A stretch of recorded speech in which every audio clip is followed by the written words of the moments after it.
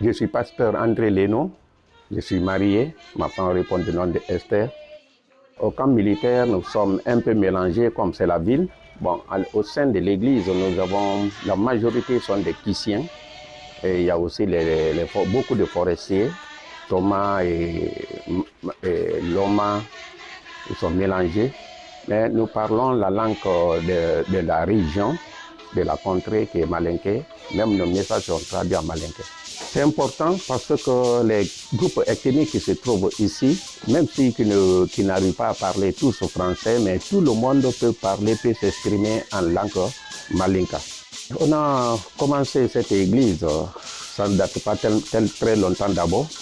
Bon, on avait commencé ça comme cellule, c'était en 2022. Donc on a vu qu'il y a beaucoup de chrétiens qui venaient maintenant dans la cellule.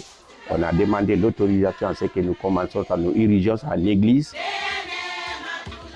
Là où on priait, vraiment la place était petite. On est parti vers les autorités, les demander. Et c'est pourquoi ils nous ont donné, là où on prie présentement, que nous avons beaucoup d'espace, mais on peut construire l'église et faire beaucoup de choses. Il faut faire la multiplication des églises. J'ai salué beaucoup l'initiative. Même moi, j'ai contribué pour que nous puissions vraiment aller de l'avant avec la multiplication des églises. Parce que sans la multiplication des églises, on ne peut pas atteindre la ville. Bon, le nombre peut venir pendant les fêtes, mais les cultes, le même nombre ne sera pas là à cause de la distance. Parce que les gens sont éparpillés partout. Mais s'il y a des églises de la proximité, les gens n'auront pas la paresse de venir. Mais avec la distance, seulement c'est le papa et la maman qui vont venir à la prière, les enfants vont rester. Mais avec les églises proches, maintenant toute la famille est appelée à venir à l'église. C'est une belle idée et que toute l'église, les chrétiens seront vraiment nourris spirituellement et ça fait la croissance de l'église.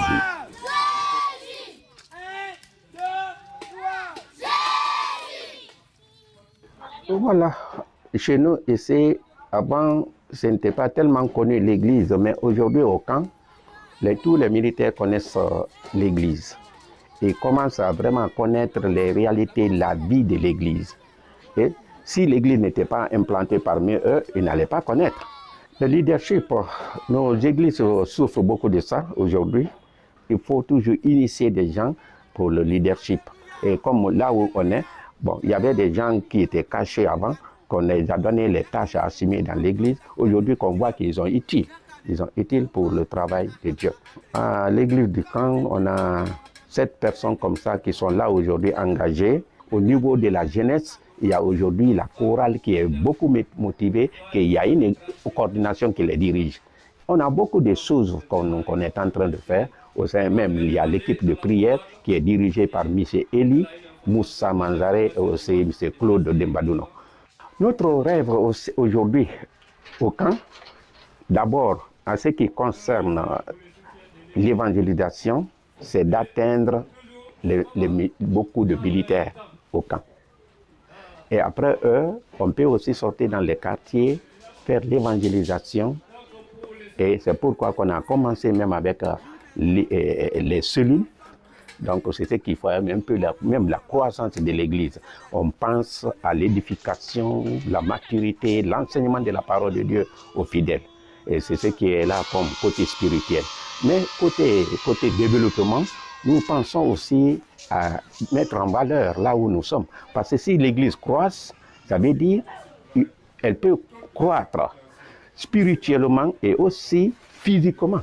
En ce qui concerne le discipulat vient dans l'enseignement. Il faut que les gens soient vraiment enseignés et faire un ministère holistique au sein de l'Église.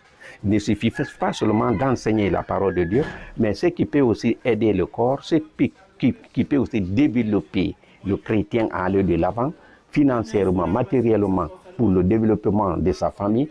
Et ça aussi, les gens vont s'intéresser à la parole de Dieu parce que la parole de Dieu transforme.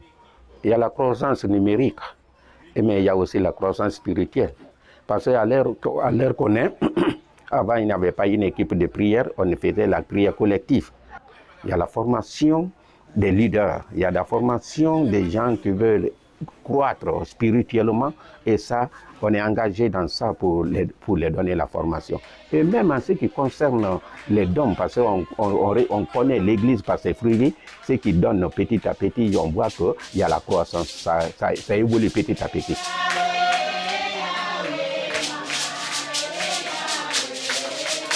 Et même dans la louange, les gens se sont beaucoup déterminés. Pendant même le culte, on fait la louange et l'adoration. Les gens sont très engagés et très motivés aussi dans ça. Quand vous êtes là pendant ce moment-là, vous êtes heureux. C'est une joie quand même. En ce qui concerne les autres églises filles, c'est que je leur demande d'être attachés à l'église mère. On doit être attaché à l'église mère. Tout ce que nous faisons, c'est pour la gloire de notre Seigneur Jésus-Christ. Nous sommes une église unie. Malgré la diversité, nous sommes là de différentes familles, mais nous sommes unis en Christ. Donc on doit toujours maintenir cette unité dans l'amour, dans la franchise, dans la sincérité.